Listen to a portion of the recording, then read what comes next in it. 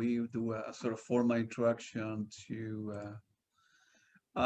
So good afternoon, Keith. My name is Claudio, and I'm calling you from Washington D.C. From the studios in Fairfax City. We're very humble and grateful that Keith John accepted our invitation to our show. Keith, welcome to the show, man. Oh, thank you so much. My honor to be here with you. Same here, man. So tell me, let's start from the beginning. With everything that's going on with the pandemic and the vaccine, people, guys like you, that are musicians cannot tour, cannot go outside much, and how's this affecting your family, your life, your creativity? Feel free to elaborate in that Well, area. at this point in my life, I'm single, and that affords me a lot of freedom to do really whatever I want to do. Yeah. My kids are grown. My youngest daughter she's at Vanderbilt University. She's on scholarship there. So it's very bright and focused young lady. So that kind of frees me from the expense of having to pay $300,000 for college education. That's crazy. Unbelievable, right? That's crazy. Yeah. So, well, in some careers it's worth it. In some others, it's not, depending on what you study, right? So, like I'm an engineer, right? So I'm an engineer in computer science. Computer science. Okay. So there's a lot of work out there. So everybody who graduate get a job like that easily, very good money. So I cannot complain. But other people like study, I don't know, religion or philosophy, that they take student loan for 100,000, they will never recover that investment. So the moral of the story, you need to pick something in between, right? Something that you like, obviously, right? But you need to look at there and see how many jobs are out there. Because eventually you need to, get a job, go into the workforce, get your own, find a lady or whatever, get married, and life is very expensive, Indeed, life in America is it can be pricey, but at the same time, there's something to be said about following your passion, about pursuing your passion. I mean, certainly that's the case in my life. Yeah. But you can do both. It's well. Let me answer that question first, and then you answer. So, yeah. In my case, right, we were talking before, right? Yeah. I don't play any instrument at all. I don't know how to read music at all. Nothing. But it so happened that I was born in Chile, right? And my dad, they have a lot of music, jazz and tango. So tango from Argentina and then American jazz. So from Louis Armstrong, Carol Morton, Duke Ellington, all the old school stuff. Mm-hmm. My dad told me that after they brought me from the hospital, right, they put a 78 RPM Louis Armstrong. Yeah. And then some stuff from tango. And of course, I listened to it. I was a baby, right? Mm-hmm. But then when I was 14, I developed an interest in rock and roll stuff from all the band, like I don't know, Led Zeppelin, Pink Floyd, Peter Gabriel, Genesis, all the stuff that you see in the back and there. And, right. And I have an interest in jazz as well, but not the jazz that my dad was listening, right? So then I began listening. Well, there gotta be a combination of kind of jazz and rock, right? And then kind of jazz rock, and then my first record was a Jean-Luc Ponty, Aurora. And I was 12 years old, and I still have it. And when I interviewed Jean-Luc Ponty, I was showing him different albums because I have most of the stuff, and he was very happy, Well, with Jean-Luc, he has a really good sense of combining sophistication with accessibility. Can you go ahead, elaborate on that? What do you mean? Right. It's like the music. There's some kinds of music. I mean, I really enjoyed John Coltrane. Yeah. But that was an acquired taste. I had to learn how to enjoy. Yeah. But with Jean-Luc, it's immediately accessible. It has a commercial value. Correct. Yeah. But at the same time, for the musician, it is very complex. It's challenging. So, and to make that music sound right, you have to be very precise. Absolutely. But let's say a new person that for any, let's say any reason that you or whatever, Jamie doesn't want to tour anymore, whatever happens. Mm-hmm. How long will it take for a new person, a good musician like yourself and Jamie, to learn the stuff? It's not that easy, right? It's not that easy. No, it's not that easy, and there are certain nuances to the music that you will only develop over time. Yeah, it's not just the notes on the paper. Yeah, there's a communication that happens between the band members that you cannot replace. It just takes time. I mean, after what, from 1983, that's a long time. and it's also Jean-Luc. He's a sort of, I don't know if we could use the word businessman, but he knows what works, what will sell, what wouldn't. So he's not just a musician trying to do anything. No, he's like, well, this, I can sell this stuff. This is crap. I don't want to put it on there. You know, it's bad. You know, so he got a good sense, a business sense as well. You know, and also just in terms of putting on a show. You know, like presenting the show, because it's not presented like just a jazz band with people just sitting there. I mean, we're performing like a rock band. Right. That's right. You know, we got big drums and big amplifiers and huge sound and he's not afraid to turn it up. You know what I mean? I know exactly what you mean. And I know we'll go later on the Jean-Luc Ponty, but you guys have been in Chile many times, and Jean-Luc is very popular in South America, you know, not just in Chile, but Argentina, Mexico, Brazil. People go crazy. Every time you guys, you know, book a day in Chile, you need to make it 3 days, because, you know, you will need to play in different cities, you know. Right. People love the music there. Yeah, unfortunately, I have never been on a South American tour with Jean-Luc. Really? Oh, wow. I've never been on the timing has never quite worked out. But I think this year they were looking at the possibility of doing that before the COVID hit. That was definitely one thing that was being presented for our schedule. So I'm disappointed. You know, I'm not that young anymore, and I'm not doing a lot of tours. Yeah. Because touring is very difficult, and it can be not a lot of fun if you're with people you don't like. Yeah, that's the other thing. When you put a band together, they gotta be chemistry within the guys, because you're going to be doing 30 shows, 30 different cities, and you know the problems will start emerging right away if there's a conflict, right? Right. Well, I have to say that this last tour that we did with Jean-Luc was one of the easiest and one of the most enjoyable tours, with no drama, decent pay, always great accommodations. And, you know, check this out. I mean, when the tour manager calls you up and he says, yes, Keith, I remember from the last tour that you like Malbecs, right? Then you know it's going to be a good tour. Of course, yeah. But the other thing is, the money needs to be good, because it's tough. As I'm 58, I'm getting old too, man. It's, you know, the tour buses are going to bed at 11, 12, waking up at 6 o'clock to catch a fly or bus or whatever, and night after night. It's tough. You wanna, you wanna like it. You don't wanna feel like a job, right? You don't get paid to play music. You get paid to put up with the buses and the waking up at 12 in the morning, and I don't know, Jamie going crazy.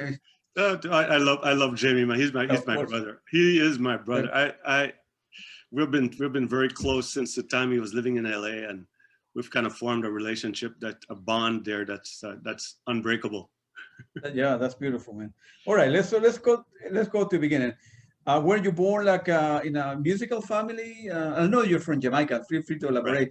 In a musical family, your dad, your sister, brother play any instrument? How you learn to play the guitar first and then the bass after that? Well, indirectly, it's a musical family.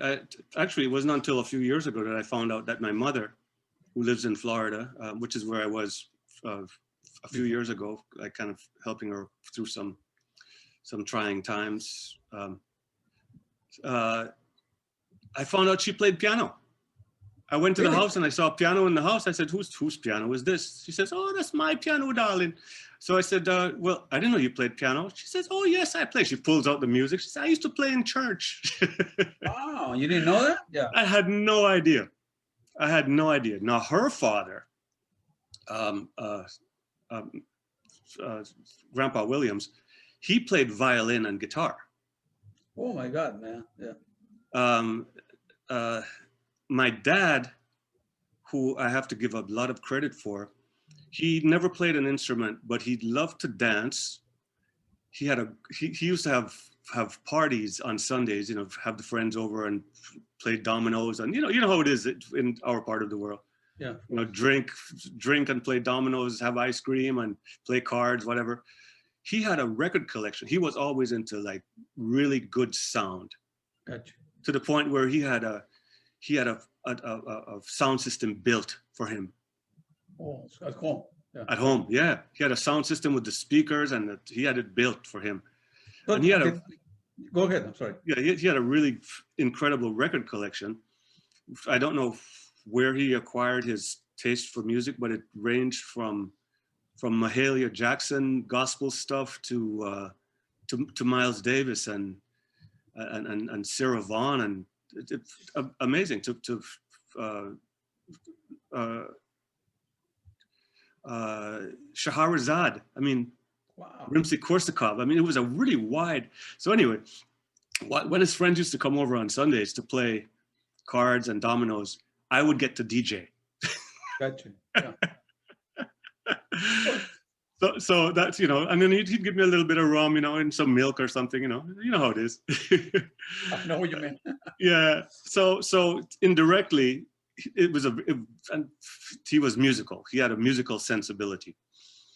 So that's where I've had a wide range of influences.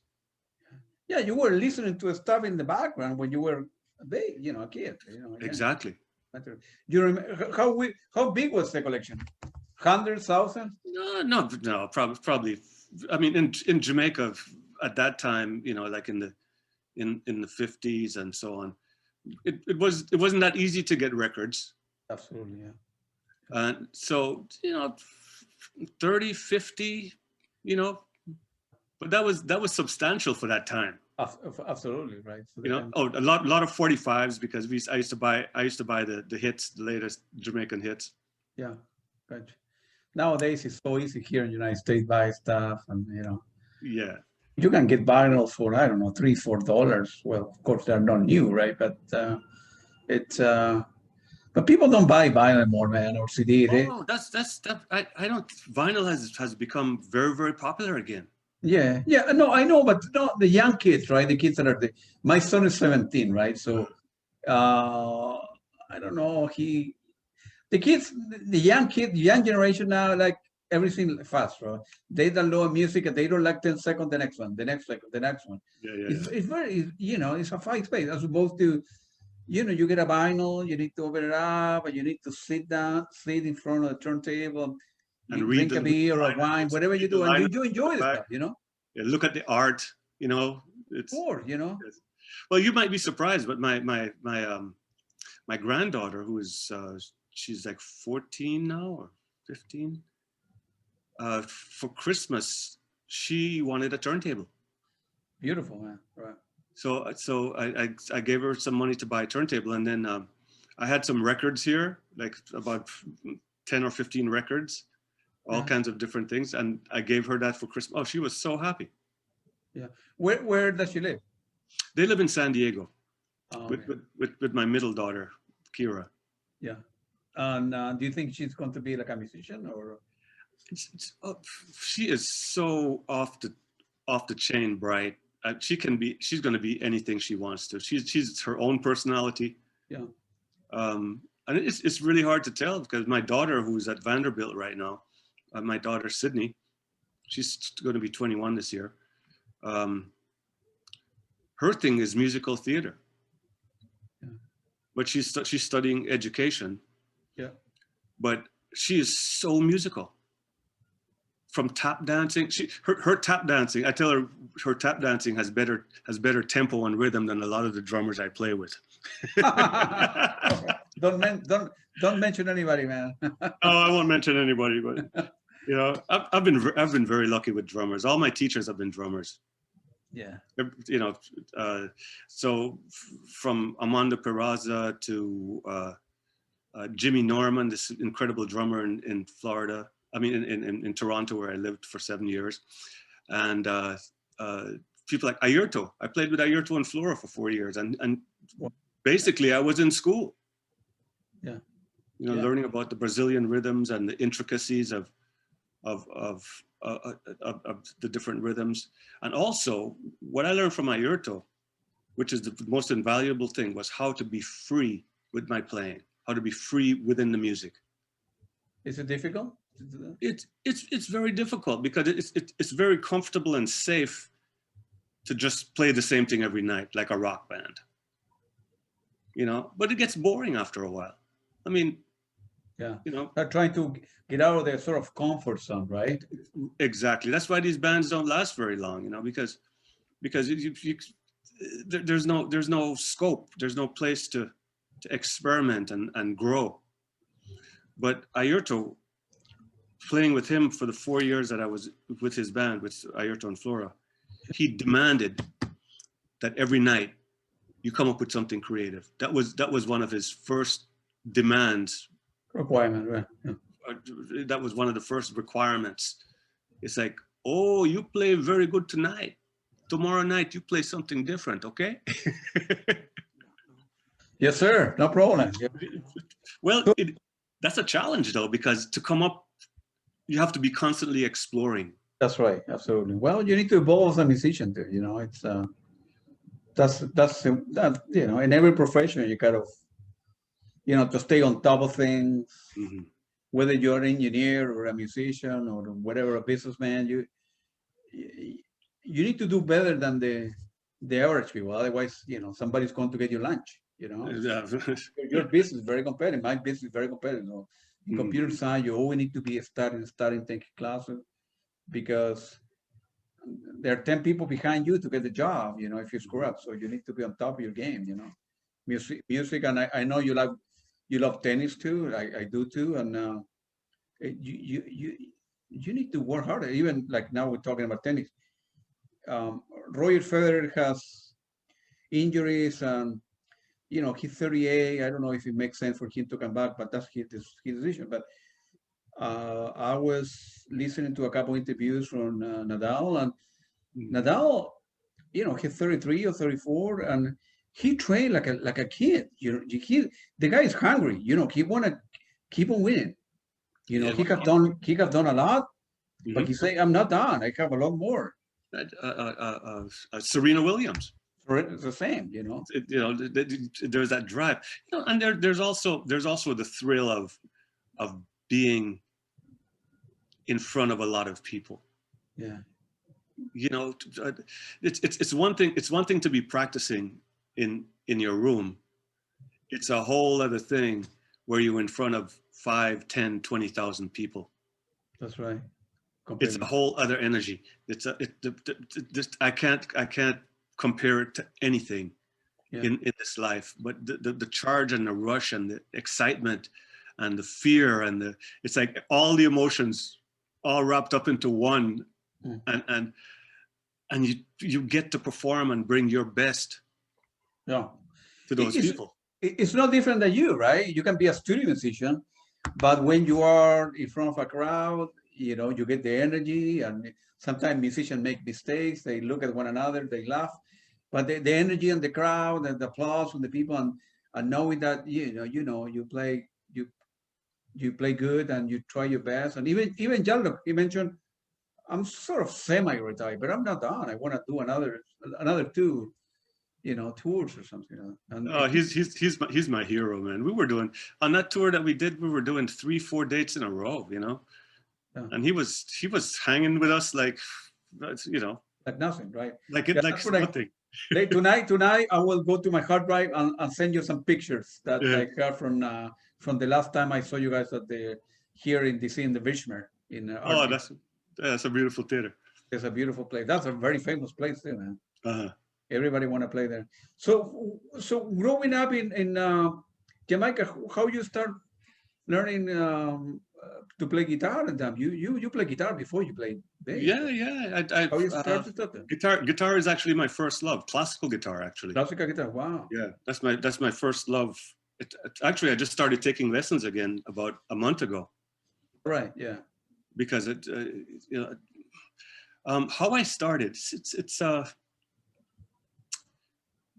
well, my father, for some reason, had a record of Andres Segovia.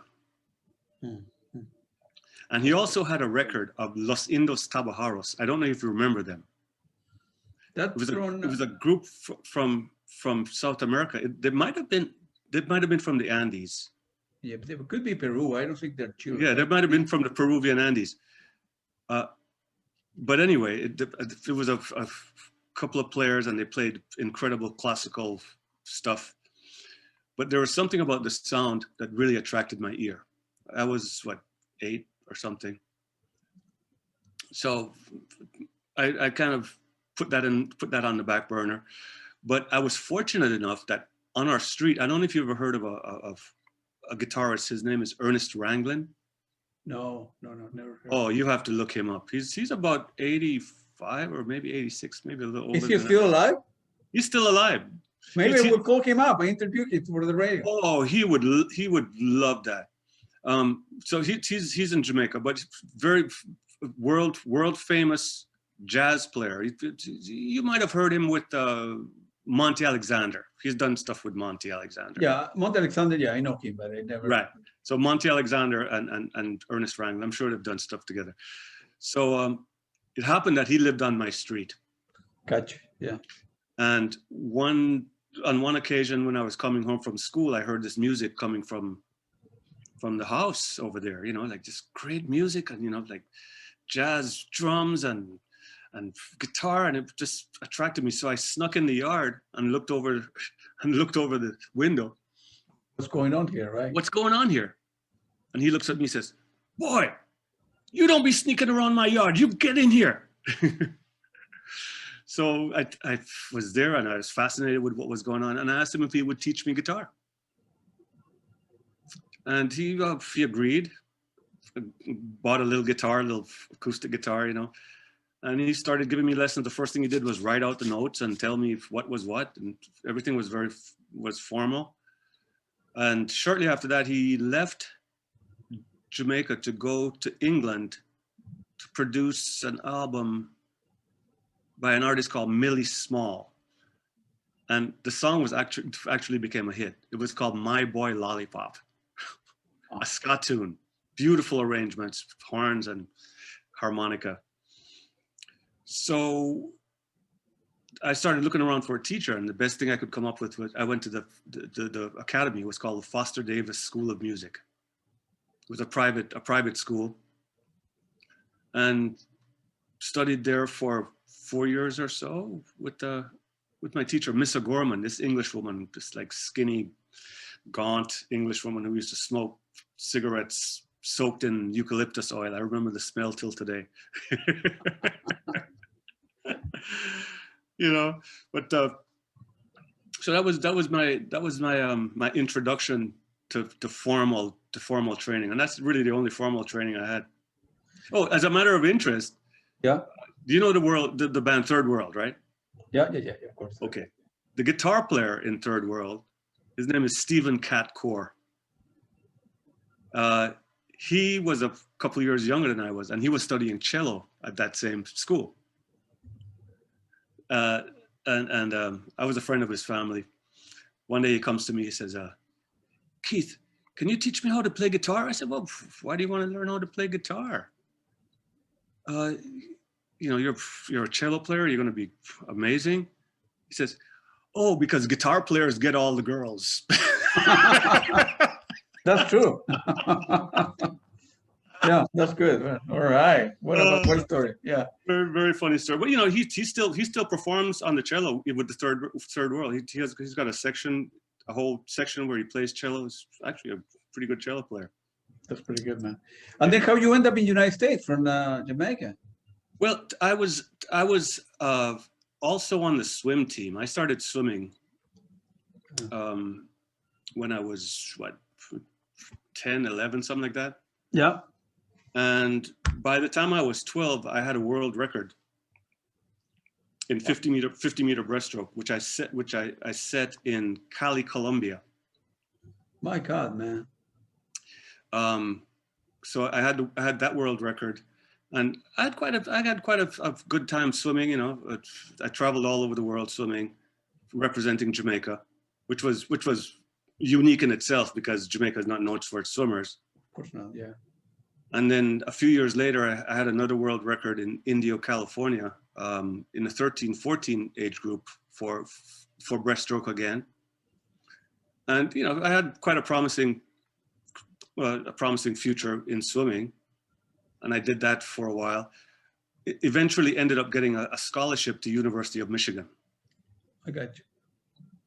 It was you know, based on athletics, and also I had pretty good. I was a pretty good student. You know, I wasn't top of my class, but I was no dummy either. So I got a full scholarship to University of Michigan in Ann Arbor. Yeah. What do you study there? I'd studied electrical engineering. My God, that's so I've attended U of M for 2 years before I started to feel like that was not my full calling. And that's when I started playing bass, because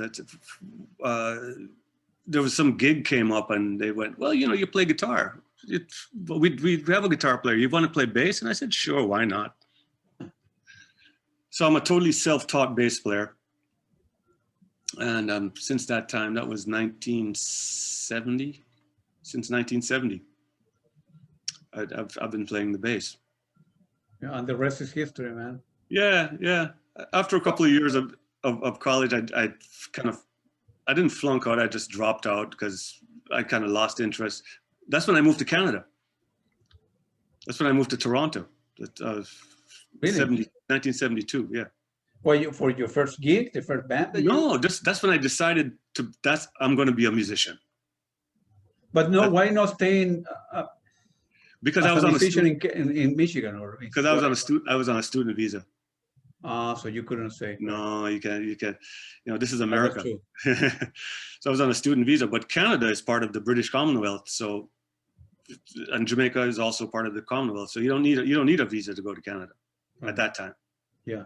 So you became resident and Canadian citizen or stuff like that? Or? Well, I became a Canadian resident. Yeah. And that's where I got really serious about pursuing music. I starved, man. I went through the whole process of paying your dues, man, like everybody else. Paying dues. So eventually I ended up with a gig with this wonderful guitar player. His name is Dominic Triano from the Guess Who. I don't know if you remember him from the Guess Who. James Gang, Guess Who? Yeah, James Gang, yeah, I know. The Guess Who, but James Gang, yeah, I know. Guess Who was a very famous American woman. Yeah, of course, yeah. Yeah, so it was Prakash John was the singer. So I ended up playing in Dominic's band, which was the toast of Toronto. It was, and we were doing. He was starting to lean more to a jazz, not jazz, but fusion, more than the rock. You know, and he was writing all these fusion tunes. You know, and how many tours? How many nights you guys were playing a week? Like in Toronto? Yeah. Oh man, we were doing like 4 or 5 nights. We were touring all over Canada. Yeah. We did records. We did live records. That was a great band too. The keyboard player went on to play with Elton John. What was his name? Fred. Oh God, it's been so long. Yeah. How was the money? Was the money okay? You know what? At that point, any money was good money, and that was good money. And that, you know, because it was at a level where we were making decent money. I could get my own apartment, and of course, pay the bills, and you know, it started to make sense. You know. Yeah. You were single at the time, so right? Yes. So you got the money and you got the girls. I got the well. The bass players don't get the girls. The guitar players get the girls. Yeah, I forgot that. By the way, you mentioned swimming. How good is Michael Phelps? He's unbelievable. How is this wall? Yeah, but look at the guy. He's huge. He's his a monster, feet, of course. Yeah, his feet are like this long. You know, they're like flippers. Yeah. You know, and he's built like a fish. Yeah. You know, he has that streamlined body just like to move through the water. Yeah. That's undeniable. You can't. Yeah. Yeah, it's awesome. But the guy is unbelievable how many records, and plus what I like about him is that he hasn't done any stupid stuff, you know. He's like a decent guy. I hope, you know, well, he hasn't done any drugs and stuff. Yeah, he smoked a little weed that one time. But that's nothing. I'm talking about, you know, injecting yourself with the stuff that athletes do. So he's clean, and he got donated money. He do good things for, you know, for other people, foundations. It's good, man. It's good to give back to society, you know. Oh yeah. He was his dad disappeared, so it was raised by his mom, you know, and they didn't have a lot of money, and so he doesn't come from a wealthy family, you know. Well, you know more about him than I do. Huh? You know more about him than I do. I'm always looking at how people. I'm always looking at. Okay, so Nadal got here, right? I want to look back how they started. Some people in general, either, you know, musician or artists, you know, came from wealthy families. That is the doors, and having the last name opens some doors, but then you're on your own, you know, and other people that came from, you know, poor environment. In your case, maybe the parent didn't have money to pay guitar lessons, you know, whatever, and it's difficult. I mean, the same case, let's say Clara Ponty, right? Jean-Luc's daughter, right? Right. Of course, having the last name Ponty will open a lot of doors in France and in United States. She was living in the United States as well.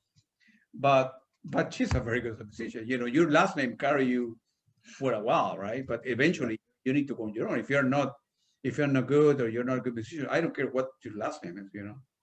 Well, obviously, she's incredibly talented. Her talent can carry her. If you know, if her name was Smith, it wouldn't matter, you know. Sure, because she has the talent to carry her through. She's got the goods, as they say. You know. Yeah. Hopefully, I will interview her in next month in February. She told me she was busy and going through some difficulties in her life, so I will email her again. So that was your first band there in Canada, right? For how long did you stay there in Canada before you moved? I was there for 7 years. 7 years, man. Yeah, from 1972 to 1979, and you know, as I became more and more known in the Canadian circle,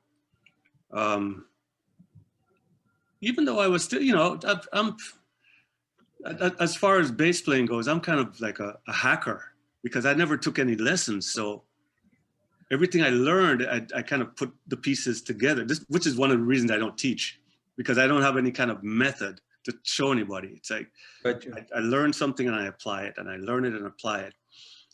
And so I guess that's why my style is unique in certain ways, because I'm also applying stuff from the classical guitar, like the technique of the picking and all that kind of stuff. So, and tone is really important to me. Very important. You know, coming from an acoustic instrument where tone is everything, you have to generate the tone.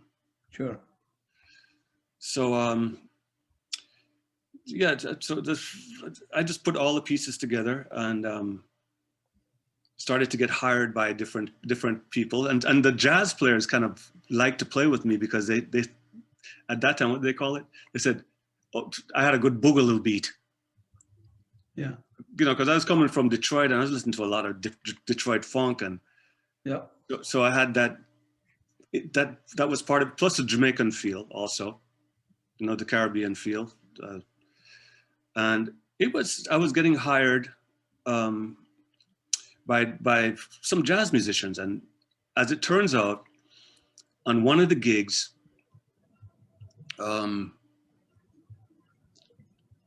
was this gentleman sitting over at a table, and he sat there all night.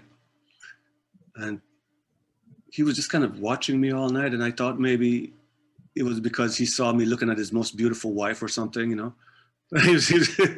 So he came up to me after the gig and he says, I need to talk to you. Wow.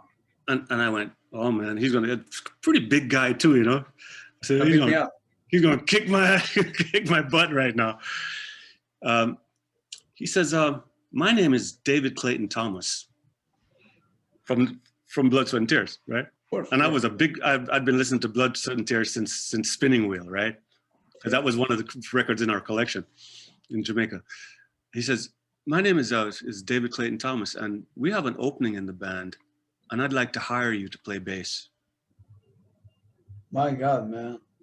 So Jarreau had just left the band because Jarreau had been playing bass with them.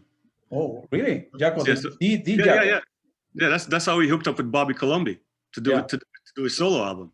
Yeah, gotcha. Yeah. So he said, are you available? And that was like Friday night or Saturday night. And I said, well, certainly. He said, I'll send a limo to get you on Monday. What about that? That's how I got the gig with Blood, Sweat and Tears. My God, man. So, you know, part of my life is luck, just dumb luck.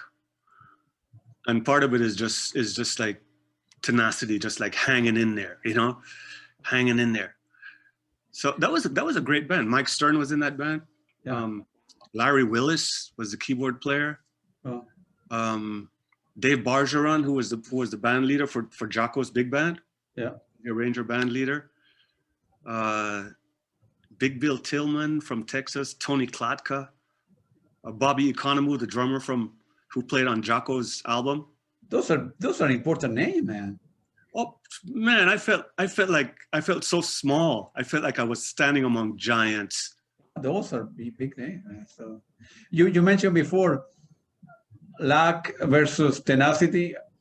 I don't know if luck exists or not. You earn it. You know, you pay your bills, you pay your dues, and you got better, and you know, you work hard, the stuff open up. You know, it's not luck.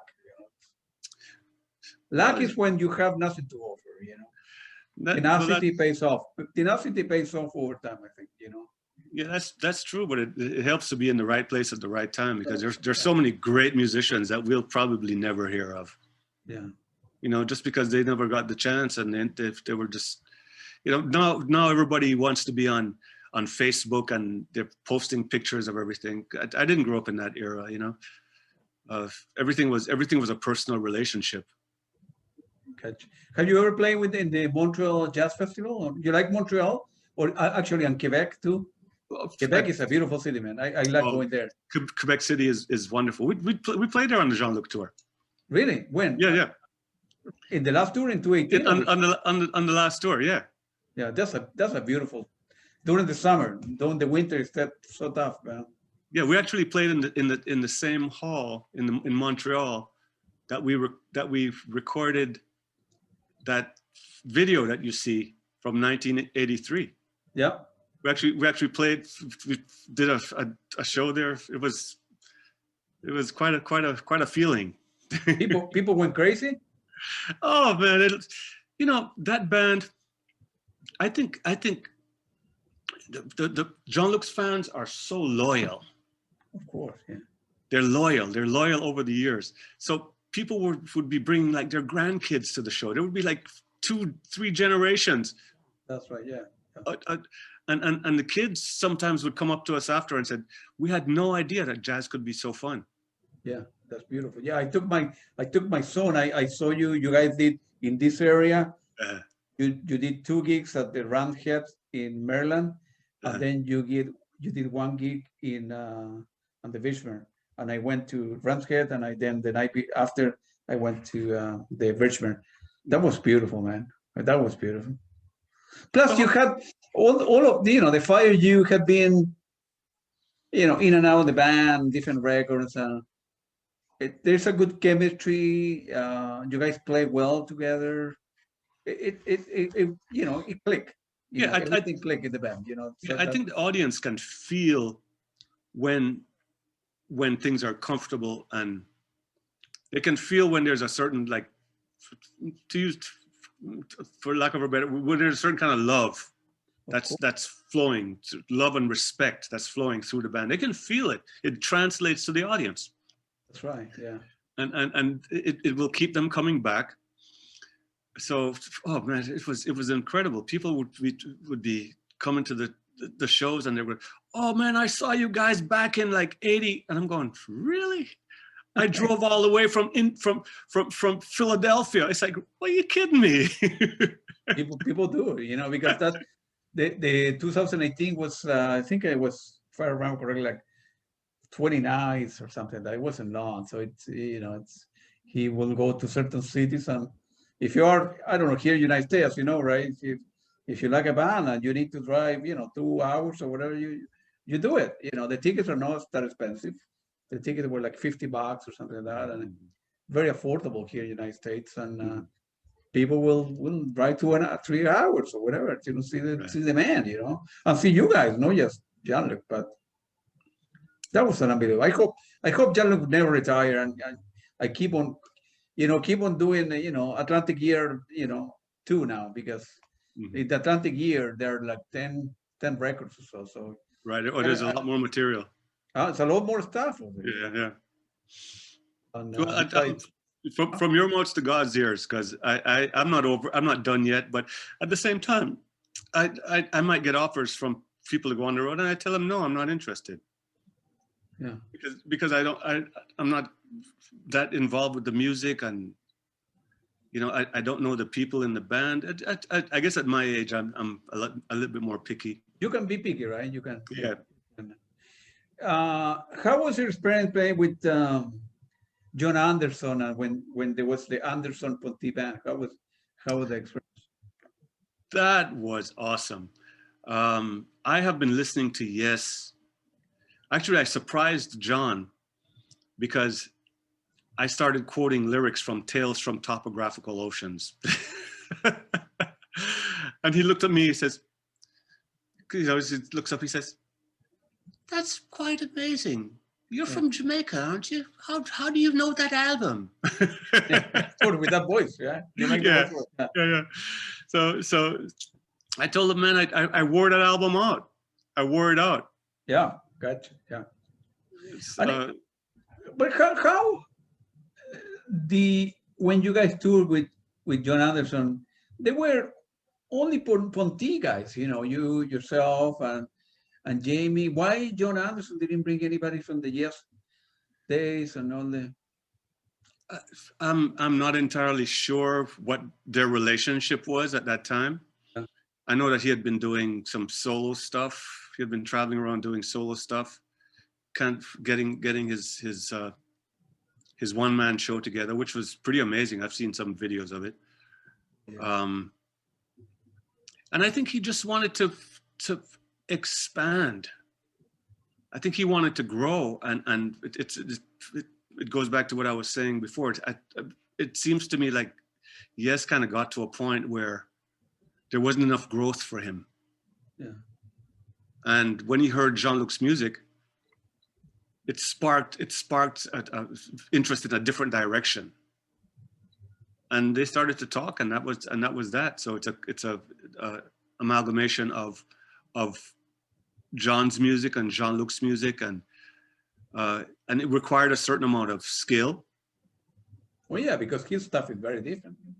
It required, yes, and you had to be going between playing Jean-Luc's stuff and then Owner of a Lonely Heart, So it's a pretty wide range, all the way to doing a total breakdown where it's just acoustic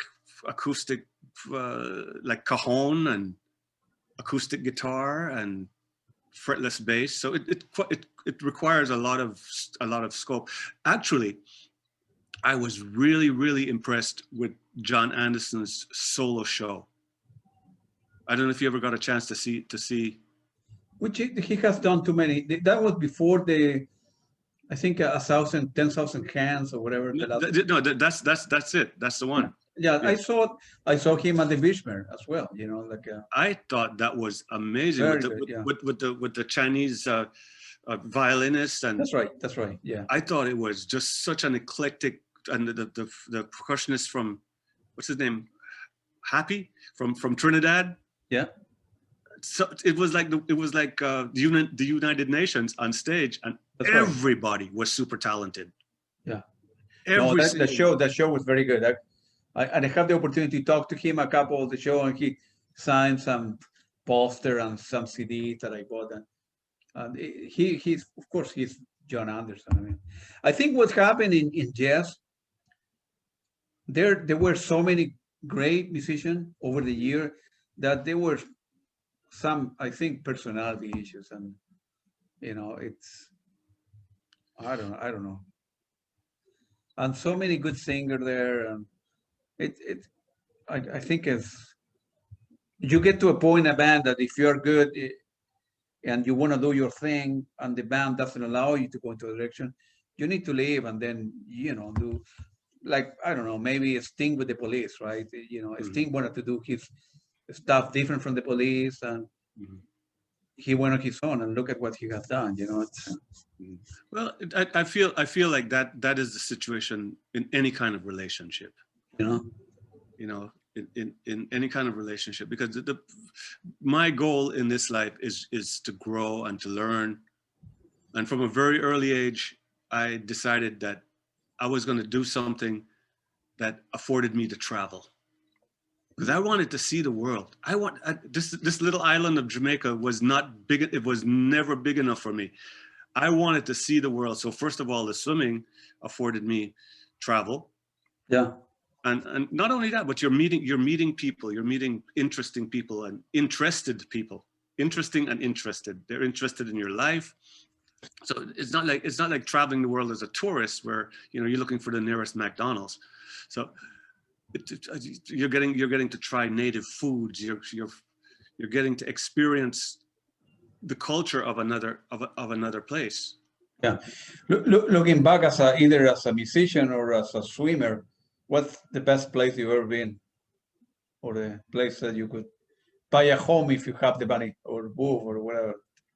Well, my intention, really, not that it's the best place I've ever been, but my intention is to, I'm getting along in age too. I'm probably 10 years older than you are, but my intention is to retire on the big island of Hawaii.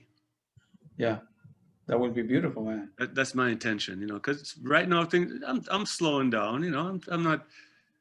I'm still doing stuff in the studio here. I'm mixing and mastering and producing stuff, and still learning. I just bought an upright bass because I figured, hey man, if you're going to play bass, you need to play the doghouse. So that's right. So, a few months ago, I went out and bought an upright bass. So that's keeping me busy. And I would be content just to have a place and, have a little gig on the island. And I'm not afraid of island life because I grew up, people say, well, but wouldn't you feel like isolated? I'm saying, no, not really. Why? But it's expensive though, Hawaii, man. The big island, not so much. Yeah. The big island is not a tourist center. And plus they have the volcano there, so. But there's so many islands. So you would like the big one instead of the. I love the big island. I love the people there. I spent a couple months there years back. Rented a little house and just stayed. Just met the people and played tennis with the locals, and I felt very comfortable. I felt very accepted. Immediately they thought I was one of the bros. I know. Well, you got, after the pandemic, maybe you move there, open a jazz club, and you play every night, and make a little bit of money to pay the mortgage. Yeah, exactly. So who knows? But that's kind of my pipe dream. But all in all, my favorite place to travel while we were doing all the tours was Italy. I love Italy. Yeah. From north to south, from Ancona up in the south to Bari, and I mean Ancona in the north to Bari in the south. I have been to every little village. I've been to Sardinia. I've been to, like, I just absolutely love Italy. Yeah, that's a beautiful place, man. What about Tokyo? Have you been there? Many times to Tokyo. Of course. I like to visit, but I don't think I'd live there. Yeah. I love the nightlife and the enthusiasm, and I love the food. Oh my God. Oh, so good, man.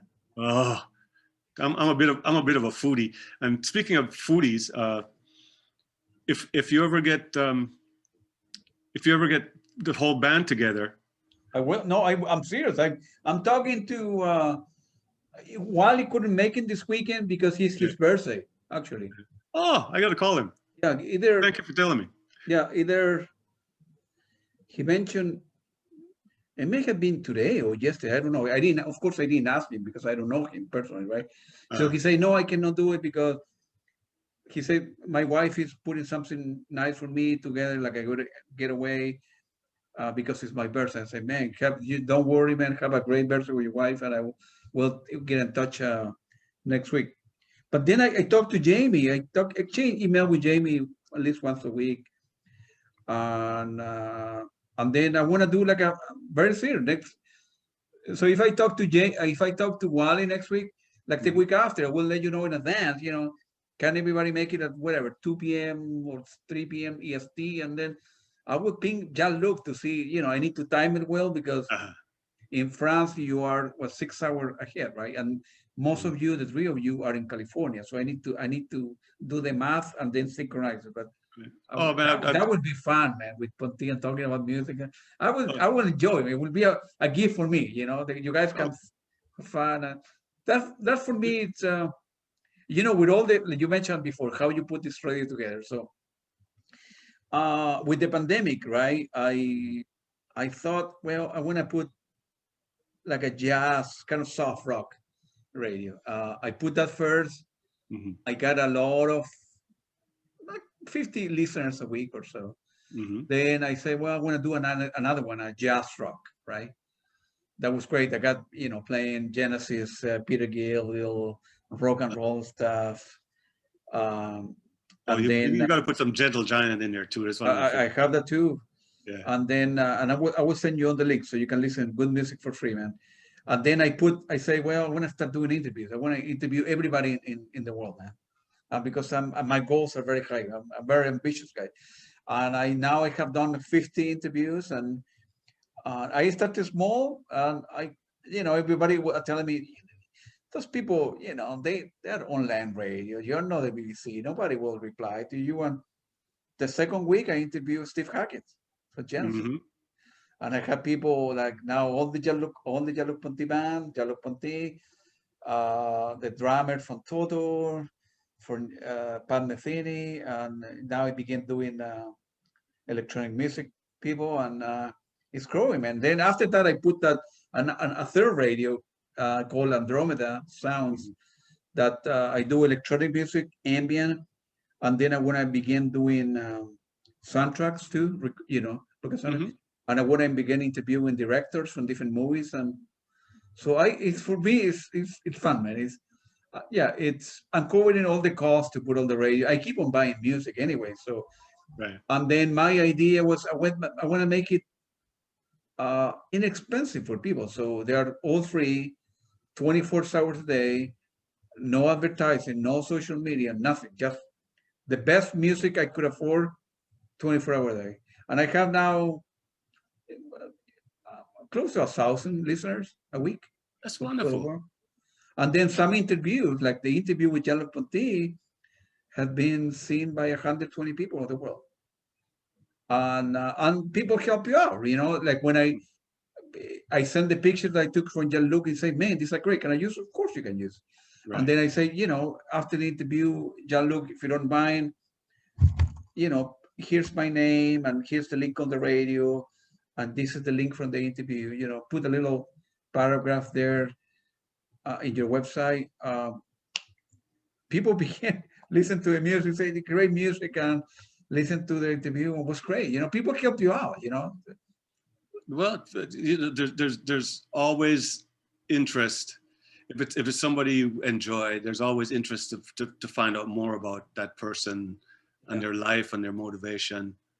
Yeah. And congratulations on the show. I hope it grows and grows and grows. I want to make it bigger. I want to do another radio. It's going to be a jazz. I'm going to do that actually tonight. Mm-hmm. I need to call, Pat Metheny group, right? Yes. Yeah. So I want to call the drummer, Paul Vertigo, mm-hmm. Who I interview and becoming good friends. And then we talk about it. We want to put in a jazz, pure jazz.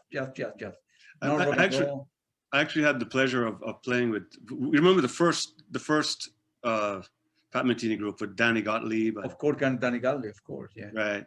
So Danny Gottlieb was one of the drummers who played with Flora and Airto at one point. Oh my God, man! No, I didn't know. That was an incredible initiation into the LA life. Yeah. It was amazing, man. That Manolo Badrino was our percussionist for a while. Yeah. Ugo Fatoruso from Opa. Yeah. From the band Opa. Maria Fatima was one of the singers. She was the background singer. She did a lot of stuff with a Brazilian singer. Can't remember his name right now, but an incredible lineup of musicians, and it always revolved. Joe Farrell was played with us at some point. Yeah, that was 4 of the best years in my life. I tell people I went to the school of flow and toe. Right, that's right. And you got paid as well, Got paid. The first show that we did at the Roxy in LA. In the front row was Stanley Clark. Wow. Right. I mean, I don't think I'd ever been that nervous. And to make things worse, the show was opened by Egberto Gismonte and Nana Vasconcelos. Oh man! And then now I know why you were nervous at night. And then I had to go up and play after, with all that. And Alfonso Johnson was like way in the back, like looking around around the curtains, because it was the album that we were touring behind was Open Your Eyes, You Can Fly. I don't know if you remember that album. Yeah, no, I don't. I know the top of my head. Yeah. Oh man, go check that out. Well, if you like fusion, that was the heights of fusion. Yeah, I know the name, but I cannot put it in my head. Alfonso killed on that album, and so I had to learn all his lines. Got you. Yeah. To start with, anyway. Yeah. Now, oh man, that's a good story. Also, Jamie told me a story as well that I don't know when it was, but I don't know if you were playing with Jean-Luc, but he got very nervous one night because they were. The story goes something like this: that they were playing whatever in Madrid, Spain. It doesn't make a difference where the city was, and before there were an opening band with different musicians. Mm-hmm. They played, before Jean-Luc. It was like a festival, right? It was a festival. They were different bands, and he got very nervous. And he said, "Jean-Luc, I think I'm quitting. I'm leaving tonight." What are you talking about? What do you mean I leave? No. You see, all the people that are playing behind us and before, and they're heroes of mine. And I don't want to, embarrass myself. I have great respect for those people. And I said, "What are you talking about?" And Jean-Luc Ponty said, "Sit down, man.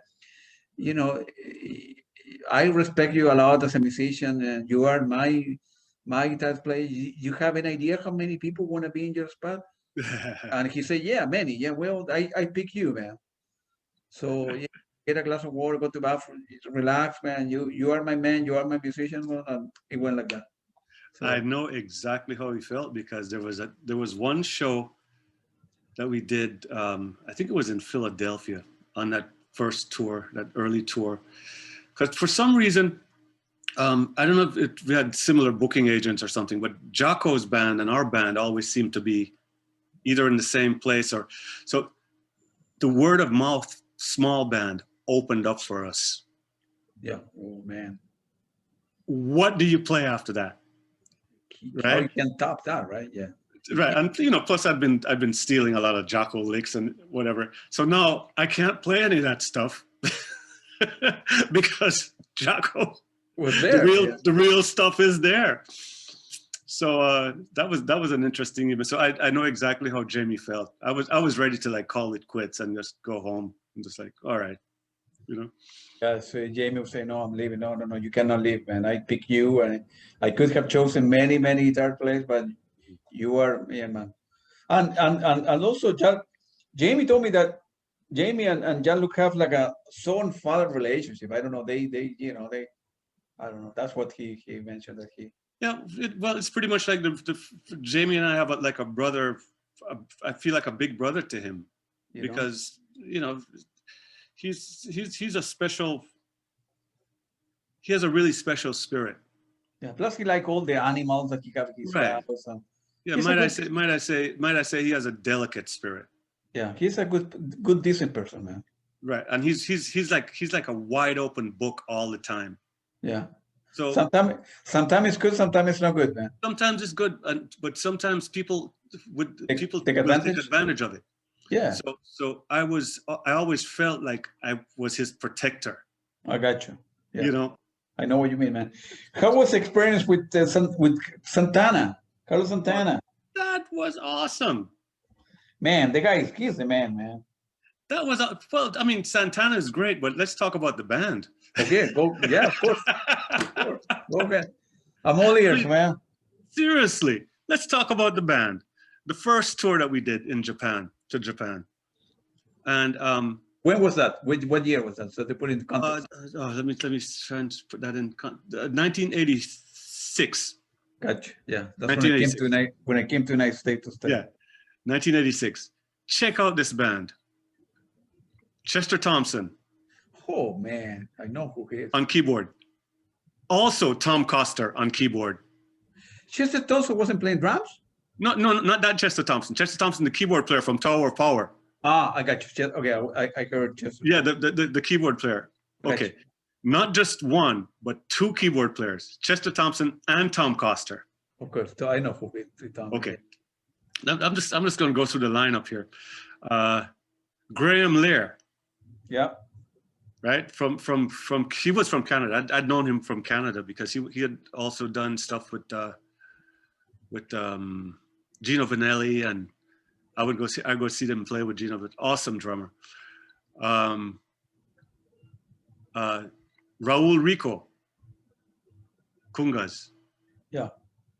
Orestes Villatao, timbales. Yeah. And Armando Peraza. Yeah. Wow, man. And there were. I went through a couple of incarnations of the band, and I think at that time it was Greg Walker singing. Yeah. Wow. Okay. It doesn't get any better than that. Of course not. When we start playing like Jingo, people went crazy. And that percussion section locks. Yeah. Doom stink, doom stink, doom stink. You could feel the smoke like coming off the stage, you know. And the Japanese people went crazy. Well, the Japanese people are a little bit more reserved. Yeah, they're more reserved, but how can you? Well, the Europeans went crazy. The Europeans went crazy, you know. Awesome, just incredible. So that was the first band, and also Sadao Watanabe sat in with us. The great Sadao Watanabe on saxophone. Yeah. That was at the Budokan Theater. That was my first. Actually, I just found on the web. I just found a recording of that very first show. I found it on YouTube. How does it feel to be? Sometimes you look at videos on YouTube and you say, "Well, I was there," and the people commenting, "That was a great show. That was a great show." I mean, there's nothing that can really compare. the videos have been popping up with shows, because I'm not one to take videos and pictures and whatnot. I tend to be more of a private person. But all these videos are popping up and people are sending me, oh, here's the show you did with the Crusaders and Randy Crawford, you know, from France. And I'm going, that was recorded. Yeah. So it's kind of a double excitement. So I'm excited that it was recorded and that it was it's there for posterity. But yeah. I'm also thinking, I never got paid for that. Yeah, some musicians, you know, they of course they have all the legal right to you know, complain against YouTube, and YouTube you know, bring it down. Other musicians see it as a free advertising. And oh yeah, I'm not talking about the YouTube presentation. I'm talking about the actual the actual recording itself. That was done for a TV show or something. That but the management, they would never inform you, right? You just get your weekly pay. You're really supposed to get extra. Of course, yeah. But none of that was ever discussed with us in those days. So I'm seeing all these. I know what you mean. I'm seeing all these videos now, and I'm going, really? That was a TV show? Yeah, where's my percentage? Yeah. Where's my? Yeah. So, yeah. But at that time, you know, it didn't really matter. It was all about, you know, we were young, and it was about the excitement of being on the road and playing for all these people, and I'm playing with all these. I've been really blessed with just the people that I've been able to share the stage with. Well, you have played with a lot of people. What about Kenny Loggins? That was kind of a one-off. Yeah. I got a call from him. I was in LA. I got a call from him. He said, you know, come to my studio. I'm doing a new album, and I want you to come to the studio and play fretless. I used to play a lot of fretless bass. I used to play more fretless than fretted, actually. And he said, I'm doing a track, a couple of tracks at my studio in Santa Barbara. Come by. So I show up to the studio. No chart, no nothing. I said, you got a chart for the studio? He says, no chart. So he just puts up the track. He said, what do you feel? Just play what you feel. And we just started to sculpt the tune right there. We just made up the bass part. I listen to that every once in a while. Yeah, that's a cool album. Looking back at your life, what could be, you know, of course you have done so many gigs in too many cities, so many years, so many different bands. Is one or two in particular, do you think, man, that night was the best I could have ever played in my life? And same question the other way around. If there's some night that you go to the hotel and say, man, I played terrible today, I feel guilty, or it wasn't my night. Like it should happen, like everybody, you know. There's some days as I'm an engineer that I do a good job in my company, you know, my day job, and some days I say, what the heck I'm doing today, you know. Want to drink a beer, go to bed, and then tomorrow's another thing. Well, I'm going to answer that with an incident that happened when I was playing with Wayne Shorter. Okay, Wayne, yeah, he's very famous to you. Because we'd just done this show, and it had been it was at the end of a long run of shows, and everybody was tired, and you know, so we came off stage, and I was sitting backstage with Terry Lynn Carrington, who was the drummer, incredible drummer. So we're sitting backstage, and I leaned over to Terry and I said, oh man, I really sucked. You know, because I didn't feel like I was totally focused on the gig. So Wayne overheard it. He overheard that comment, and he came over and he looked at me and he says, how do you know? And it took me years before I understood what he meant by that. Wayne was very cryptic. He'd never like explain it. He'd just say something like that. Well, how do you know? And I thought about it, and I went, you know what? If you're in the moment and you're doing what you're supposed to be doing, you don't know what the audience is getting from it. That's true. Yeah. You have no idea. You know, so maybe you're struggling. So maybe maybe they're feeling part of your struggle. But if you're honestly into your moment, yep, it doesn't really matter. So that explained a lot to me, and I've carried that around with me for the whole rest of my career. I never judge what the performance is, because I don't know what it is that the on the other end, right? On the other end, for me, from yeah, the recipient, right? I'm the listener. Yeah. Exactly. So I can't say that there was ever like a favorite night. I just remember that the last Jean-Luc tour was one of my favorite tours, because it was so easy. It was relaxed. Everybody could play what they wanted to play. There was no judgment, you know. And of course, I was going to tell you the story about Wally. We were food partners. we're gourmandizers, right? So whenever we got the opportunity, it's like, hey, Mr. Keith, it's time to eat. Yeah. And we go find a restaurant. Wally and I we're like restaurant buddies. You cook at home too? I mean, you're like a recipe kind of stuff, or, you know? I'm a jazz cook, but I'm a good jazz cook. All right, man. That's good, man. I'm a really good jazz cook. I can make a lot of different things from whatever is available. Yeah, that's beautiful. Yeah, you're gonna be resourceful, you know. Especially now, because there are no restaurants that I've done so much eating out in restaurants, being on the road and all that I do appreciate cooking at home. What about the crazy story? Like, I don't know, you guys check in a hotel, there were rats in the bathroom, or the luggage didn't, you know, arrive on time, and you need to wear the same clothes that you weren't during the day. Crazy story like that. There gotta be a story like that, right? Yeah. Well, the craziest story I have around Jean-Luc, and it actually came up again on this last tour, because I was a Canadian resident. You know, I didn't have work papers for the United States. Yeah. So typically, that's not a problem, because if I'm going through customs, I just tell, I'm visiting a friend. Permanent resident, United States. Yeah. I'm visiting a friend, you know, because I didn't have any I was Canadian resident, but I didn't have any United States papers. So we're in the middle of this tour with Jean-Luc, and we had played in Toronto, and the next gig was in Detroit. Yeah.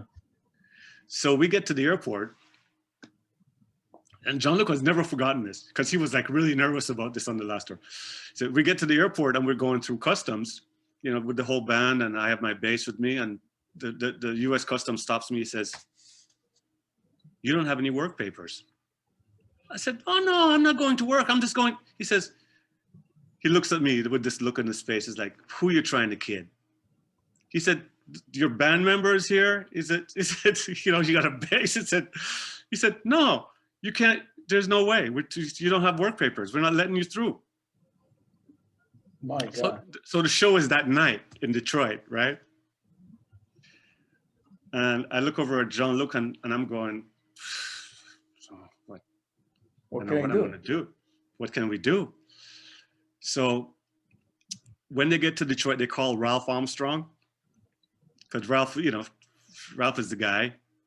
He's my Jean-Luc hero. He's one of my favorite bass players with that whole band ever. Yep. And they call him, and they have him on standby. In the meantime, I said, "Jean-Luc, don't worry. I will be at that gig. I don't care. I'm not sure how I'm going to make that happen, but I will be there for starting time." Yeah. So I went and rented a car and drove to Detroit, because now I'm driving across the border. So the border guard asked me, he says, "Well, what are you going for?" "I'm just going on a vacation. I'm going to visit some friends, you know." "Oh, no problem." Stamp the thing, right? So I drive through. I get to the theater 10 minutes before showtime. Oh, you. My God, man. I pull up in the back, boom, out of the car, boom, on stage, and start to play. What a story, man. Right. So needless to say, The last time we played, it was a similar situation last time we played, because we played Toronto and then we played Detroit. And Jean-Luc comes up to me, he says, I hope we will have no problems like the last time. Yeah, that's right. But he remembered that from 1983. It was so stressful. My God, man. But I made it. It was. You made it. Yeah, it was the most. I told him, I said, don't you worry. I will be there. Yeah. And then what's happened with the other guy? The guy who wants to stand by. Ralph, I think Ralph came up and played like a tune or something, you know. Like he did that last time we played Detroit. He came up and he guested. He came up and he was a guest on the show. Oh, I see. Yeah. Yeah, we played together. Jean-Luc loved to play down there in Michigan and Detroit for the. I think remember he did the live album. I think it's called Le Chien, or it's a theater there. They love him in Detroit. Oh, of course, yeah. He loved that city. Yeah. And they love him too. Yeah. Yeah, and it's mostly black people. It's amazing. Yeah, that's good, man. Yeah. There and I'm playing in California because he lived so many years in California that, you know, like you gotta, you know, I don't know. I think he lived like 20 years in California, so there's a lot of followers there. You know, and like people like me bring their kids, and like you say the grandpa, you know, like a 3 generation. You know, people that are 20, 40, and 60 years old. You know. Yeah, that's a really beautiful career for Jean-Luc, because, and he still has it too, man. He gets on stage and he's thrown down those 30-second notes like nothing, and violin is a very physical instrument. People don't realize how much energy it takes to be going, you know, and he's just like nailing it. It's like, I'm going, oh man, he's my hero. Well, hopefully he will stay healthy and then do another tour next year. And of course he want to play in Europe too, but here in the United States he's so popular, and in Latin America he's so popular that, you know, if he needs to pick 20 shows, you know, because he does small a small tour, it would be difficult to pick 20 cities or 30 cities, whatever, you know. Yeah, well, we just this last tour I think was 16 cities. That's nothing. And it's nothing, but I think for somebody, for people our age, yeah, that's enough for one tour, you know, because like you said, it's pretty stressful. Yeah. Like the lifestyle is stressful, but you know, the good thing about it is that when you're on tour like that, and you know, you have a crew and your stuff is set up, and you really only have one focus for the whole day.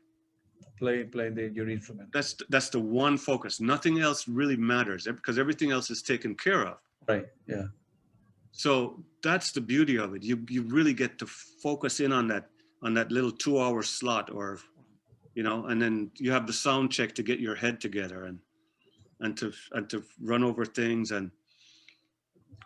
but you are afforded that luxury. Yeah. Of having everything being prepared for you to do the best job that you can. Beautiful, because when you're a young musician, you know, starting a band, you need to do everything. You need to set up, take the equipment down, put it in the van. Exactly. Drive. You got to drive for 4 hours or whatever. You know, right. And then you know, your guitar player is getting drunk in the back, you know, and it's different. I mean, I've done that too. So by the time you get to Santana and you're flying business class, and you know, somebody hands you your bass, the strings have been changed and the bass has been shined up and it's all in tune, and that's a beautiful thing, man. You're only focused, and that's when you start to realize that, you know, there's really no excuse for me to mess this up. Right. Everything there for you. Because everything is there. You've been given every chance to do your best. Yeah, you only need to concentrate for 2 hours, like you mentioned. Exactly. And then you go to dinner with Wally and drink beer with Jay.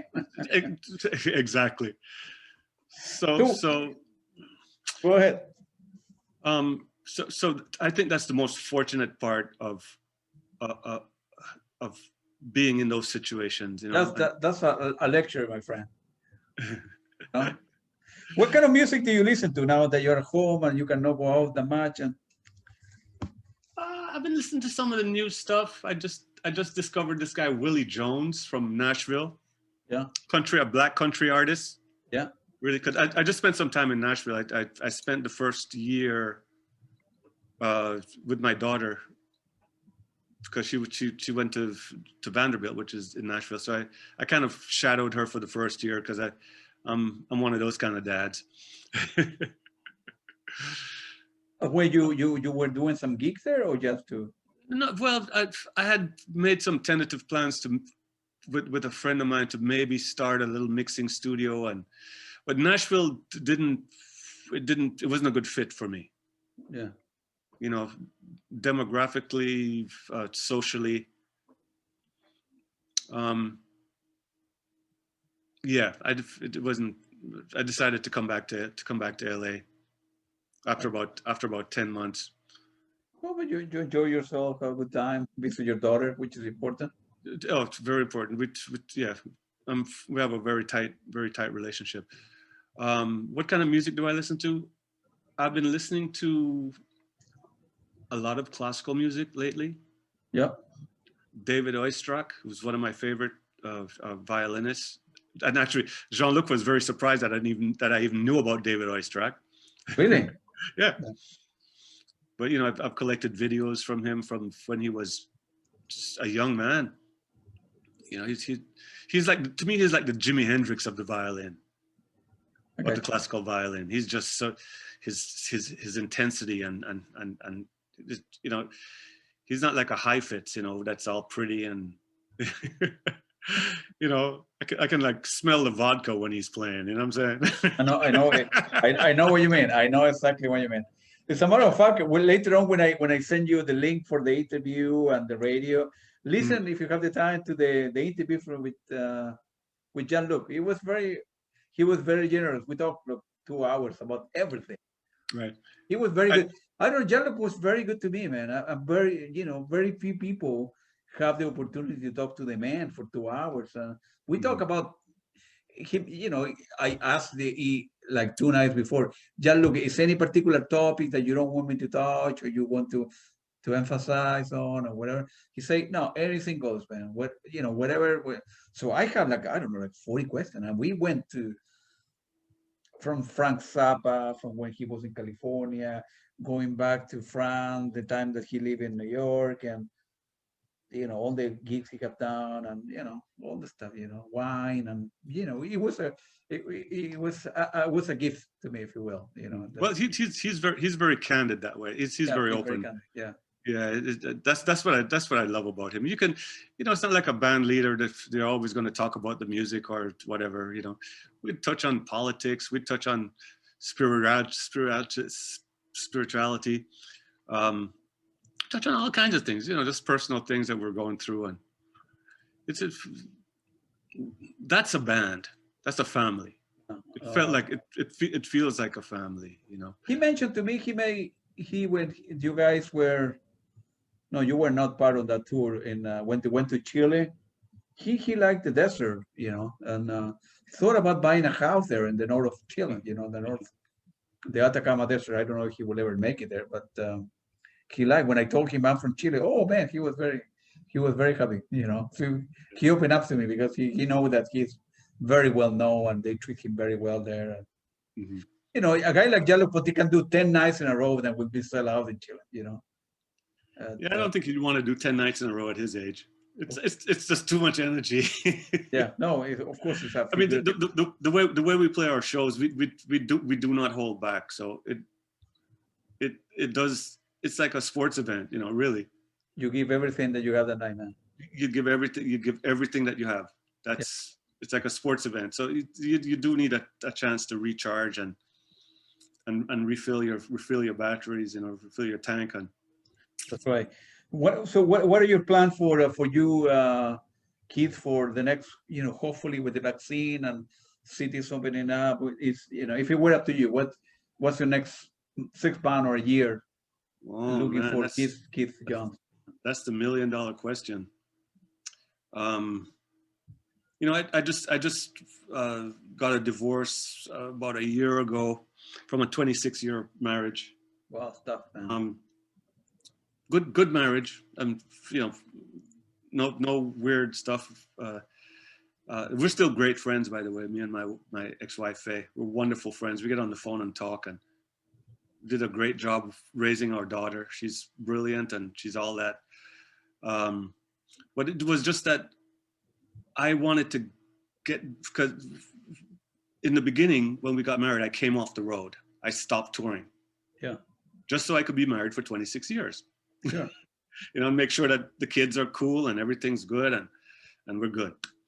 And so we had a discussion about it, and I said, you know, I really need to get back before it's too late. I need to get back to my first love, which is music, you know. Yeah. And so we decided mutually that okay. She didn't want to come back to LA, and I said fine. I said okay, no problem. So we'll get an amicable, uncontested divorce and call it that. So coming back to LA, I am pursuing another one of my loves, which is because of the electronic background and just like enjoying the technical part of it. So I have a pretty nice studio over here, and I'm doing mixing and mastering. Yeah. But before I left LA 6 years ago to go to Florida to help take care of my mom, I had started a company called Record It Live. What is that about? You should check it out. It's recorditlive.com. Yeah, we'll check it out. Yeah. And because I truly believe that the best recording is a live gig recording. Really? But I think it's difficult to put it, you know. It takes like another kind of skill because a studio, you know, a studio session, you know. Yeah, studio session is a lot different.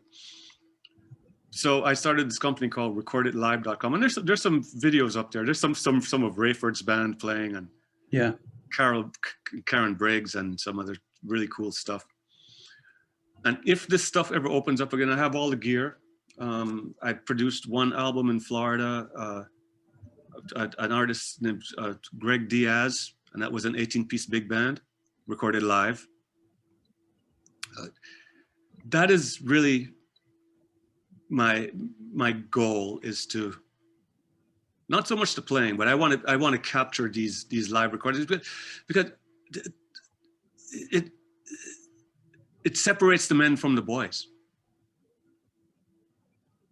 Because anybody can go in the studio and fix this and edit that and move that and slip this and tune that, and you know I do that all the time for people. You know, it's a pain in the ass. But at any rate, that's what I'd really like to get back to. When venues start to open again, I want to capture live recordings. Have you been advertising that somewhere with musicians? Well, now with with the pandemic, it doesn't make a difference. Yeah, no, it doesn't make any sense. So people can tour, but eventually, hopefully, with the vaccine and everything, and I don't know, 6 months from now or a year from now, whatever it takes. Right. So that's pretty much what I have my sights set on. In the meantime, I am just working on my skills as an engineer in the studio. I'm getting some decent work. I just mixed an album for Brandon Fields, the great Brandon Fields, saxophone player from here. And I'm doing some other stuff with an artist, Joey Navarro, mixing some stuff for him. And I'm really enjoying that process right now, because nobody's in a hurry to do anything. That's right. So I get to take my time and work on my skills. So I guess when this pandemic lifts, I'm going to be pursuing that a little bit more. Maybe finding a venue where I can allow musicians to come in and do that. You know, come in and do live recordings and capture the stuff with an audience. And so that's my short-term goal there. Well, you can, if you end up going on the road with Jean-Luc again, you can, somebody could record it and then you can mix it and edit it and then, release it as because for example, the Atlantic Years, the 2018 tour, it wasn't recorded, and I forgot to ask Jean-Luc why it wasn't recorded. Some nights, and I saw you guys 3 nights, they were very good. I'm surprised that nobody, recorded. Well, that's just another layer of organization that has to be really planned out from the beginning, even though it's a little bit easier now with all the digital stuff. I don't know if I couldn't answer why it hadn't been recorded. Yeah, it's very good stuff, man. I recorded like 30 seconds here, 40 seconds here. I sent it with my camera and so I sent it to Jean-Luc and he liked it, but of course it wasn't professional done, right? So, but it was good. It was very good at the Richmond. It was very, very good. So I'm surprised that nobody. The other thing is Jean-Luc Ponty is a businessman, a perfectionist. So the stuff need to be this great, no average, no okay, just great stuff. And it has to make sense. Like that need to be done professional from a business point of view, Yeah, that need to be done professional. So where now where users can our listeners can buy your music, and feel free to give us the name of your website or your studio and everything, so you can get some advertising there as well. Well, the fact is that I'm not selling anything. I don't have any solo albums or anything, but I do offer mixing services and mastering services, and at this time that kind of makes sense because I can do that remotely. Right. And your studio is? I'm actually set up to do some really nice recording in here, but I'm not having anybody in right now. Yeah. Because of the COVID. In the meantime, if people just want to get a little idea of what the live recording stuff is, they can always go to recorditlive.com. Right. That's recordit live.com. And then the website of your recording studio and everything. You have I actually don't have a website. I'm kind of old school, Yeah, gotcha. I'm kind of old school. That I think word of mouth is worth 10 times more than trying to force your stuff on people. That's beautiful, man. And we've been talking for an hour and 40 minutes, and I think we could talk another 3 hours, man. Are you serious? Yeah. I will call you next week, man. You have nothing to do. Hey. So in the meantime, if you have any contacts in Chile who can send me a couple cases of some nice wine. What kind of wine you like? I like Malbecs.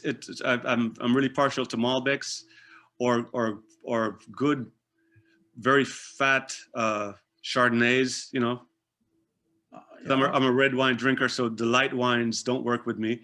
Yeah. But yeah, if you have any contacts in Chile, we can. I will send you some stuff. All right, that sounds great. I'm a beer type of guy, but upstairs, this is like a house with 4 different floors.